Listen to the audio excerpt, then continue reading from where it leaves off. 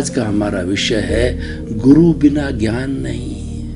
बहुत ही सुंदर विषय है। यहाँ पर ज्ञान का अर्थ होता है आत्मज्ञान से है, जिसकी हम चर्चा करें। और गुरु वह होता है जो आत्मज्ञान देने वाला होता है। पहले हम गुरु की परिभाषा करते हैं। गु और रू। गु का मतलब अंधकार, रू का मतलब दूर करने वाला। गुरु एक ऐसा व्यक्ति होता है, ऐसी शख्सियत होती है, ऐसा व्यक्तित्व होता है जो कि अज्ञान रूपी अंधकार दूर करता है। देखिए कि शताब्दियों का घना अंधकार हो और उसमें एक छोटा सा दीपक जला दो तो शताब्दियों के अंधकार को चीर करके और प्रकाश कर देता है। जो दीपक है वो प्रकाश का प्रतीक है। उसी तरीके से दीपक ज्ञान का प्रतीक है। सरस्वती माता की जब आराधना करते हैं, सबसे पहले कोई कार्यक्रम ज्ञान का प्रारंभ करते हैं तो सरस्वती माता की तस्वीर के आगे हम दीपक जलाते हैं। जो भी हमारे महानुभाव अतिथि होते हैं उनसे दीपक जलवाते हैं। इसका अर्थ क्या हो रहा है कि ज्ञान प्रकाशित हो गया है। अब हम ज्ञान चर्चा करेंगे, ज्ञान यज्ञ की बात करेंगे। तो ये हमारा दीपक है, स्व पर प्रकाशक है। उसी तरीके से हमारी आत्मा स्व पर प्रकाशक है।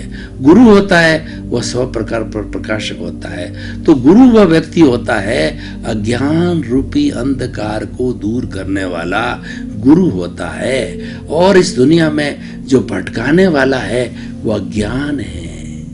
अज्ञान का अर्थ क्या है? सत्य को नकारना, झूठ को स्वीकार करना। जैसे कोई जड़ वस्तु है उसको चेतन समझना और चेतन को जड़ समझना, साधु को असाधु को समझना, असाधु को साधु समझना, मुक्त को अमुक्त समझना, अमुक्त को मुक्त समझना। यानी हमारी विचारधारा गलत होती है। हमारा जब रॉन्ग बिलीफ होता है तो वही अज्ञान है और वही दुख का कारण है। 84 लाख जीवा योनि में हमको भटकाने वाला है वो ज्ञान है। और जब कोई सदगुरु मिलता है तो वह अपने अनुभव से, अपनी कृपा से हमें आत्मज्ञान देता है। और ऐसा सुंदर आत्मज्ञान देता है कि वो भेद रेखा खींच देता है। वो लाइन ऑफ डिमार्केशन कर देता है कि चेतन अलग और जड़ हेतु अलग। मूल क्या होता है? हमारा सबसे बड़ा अज्ञान क्या है कि हम शरीर को ही आत्मा समझते हैं। यही आत्मा है। और जब इस शरीर को जब आत्मा समझते हैं तब कहता मैंने किया, मेरा नाम सोहन राज, मैं किसी का पिता हूँ, किसी का पुत्र हूँ और किसी का जो है पति हूँ और किसी का भाई हूँ। मैं और मेरा, ये घर मेरा है, ये परिवार मेरा है, ये धन दौलत मेरी है। मैं और मेरा का जुड़ना है वो अज्ञान हो जाता है। और अज्ञान होने से कर्ता भाव आता है। मैंने किया, ये कर्ता भाव है और ये कर्ता भाव है यही कर्म बंधन का कारण है।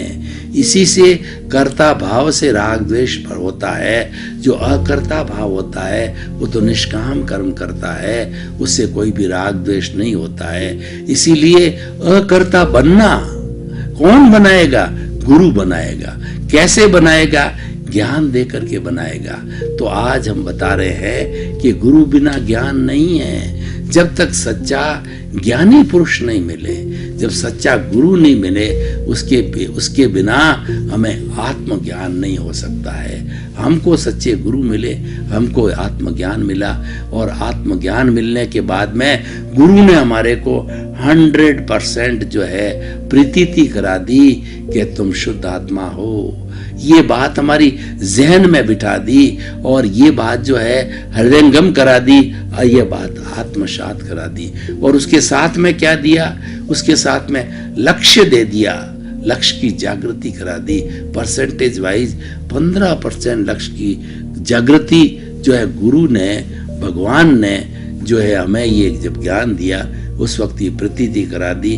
और प्रतीति के साथ साथ हमें 2% अनुभव भी हुआ कि ये जो बात कही जा रही है वो सही बात है।